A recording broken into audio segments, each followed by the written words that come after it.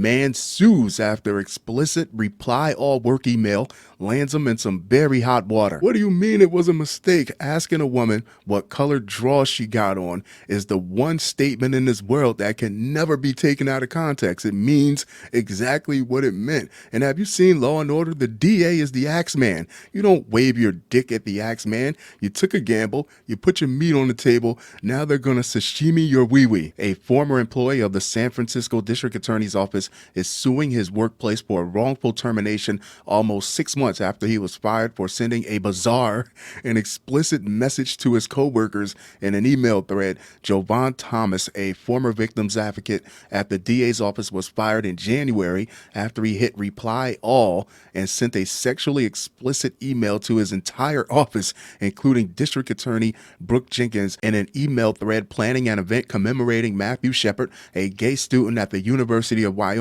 who was tortured and killed in 1998. Thomas sent his coworkers the message, "What color panties you have on?" The exchange was later leaked in photos posted to Twitter. You let your loins lead you down that winding road to litigation and liability. This is a logged, documented, and witnessed case of sexual harassment happening in real time, and not just any workplace. In an office where everyone practices law, of course they want to cover their ass. While you're sitting at your computer waiting for her to respond with a color, everyone around you is taking screenshots and running it straight up to HR. That's how you know you ain't got no friends at your job. Nobody even wanted to walk past his office after that. In the lawsuit filed on Friday, Thomas's lawyers claim that the original message was intended for a friend who was burying his father in New Zealand, hoping to cheer up his friend who was distraught and grieving the death of his father. Plaintiff intended to text his friend a jokey question of the sort that the plaintiff has sent his friend on occasion in the past. The lawsuit describes the comment as a whimsical comment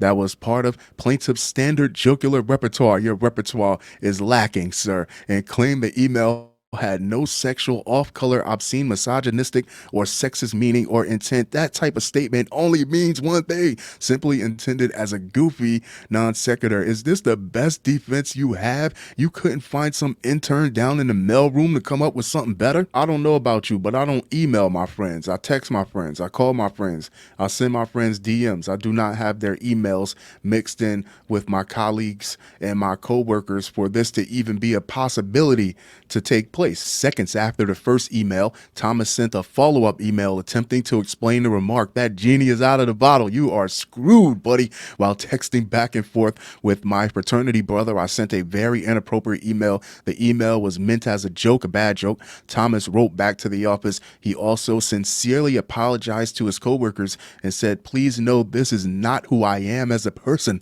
as I carry myself with respect and dignity, especially." Another follow-up email from Chief Assistant District Attorney Ana Gonzalez said the matter is being handled by the administration and instructed other employees to delete Thomas's first message. If it's all the way out on social media, then what is really the point? It's out there.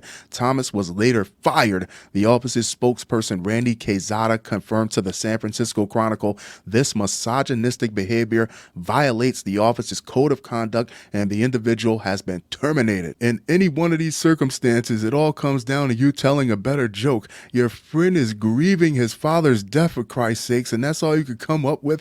Or in the workplace, if it was a better joke, it would have been so outrageous that people would have knew that you didn't mean it, that you were not serious. Instead, you send this crass email and everybody's just looking at it like, yeah, that sounds like him. That's him being him. Now, Thomas is suing Jenkins' office for wrongful termination. In the lawsuit first obtained by Courthouse News Service, Thomas's lawyers argue that when he was fired on the same day the email was they didn't even let him clear his desk out. Get the hell out of here. Do not pass go. Do not collect $200. He was laid off rather than terminated with cause. According to the suit, Thomas was told there would be no disciplinary action attached to plaintiff's layoff and that plaintiff would be entitled to reapply for work for defendants CCF City and County of San Francisco and SFDA. Although the message was meant as a text, the lawsuit claims he accidentally wrote it in the form of an email to DA Jenkins and again accidentally hit reply all.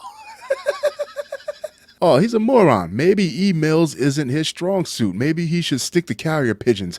Maybe he should stick to verbal replies or delivering correspondence by hand. Maybe he should just stick his head out of the office and yell all of his replies. Or if you don't know how to send an email and attach the proper recipients, you should just ask someone. There's a lot of confidential information being passed around through these emails, and if you still can't address the proper recipients, you're a liability. Thomas was also previously sued by one of the victims he was advocating for. What a shock. While working at the Bayview Victim Services, the San Francisco Standard reported after expiring, Thomas's case was dismissed in December 2021. Now, it might have been dismissed, but when you get this type of email, what color drawers you got on, people remember what you was in trouble for in the past. In the new lawsuit filed on Friday, Thomas's attorneys called the case first brought against the former victim advocate meritless, and that there was no evidence that plaintiff had engaged in sexual harassment in the workplace or elsewhere in connection with the victim. The suit also accuses the office of leaking the contents of the original email to the press and later pointing reporters to the dismissed sexual harassment case. There you have it, folks. Jovan Thomas, and he wants to know what color drawers you got on.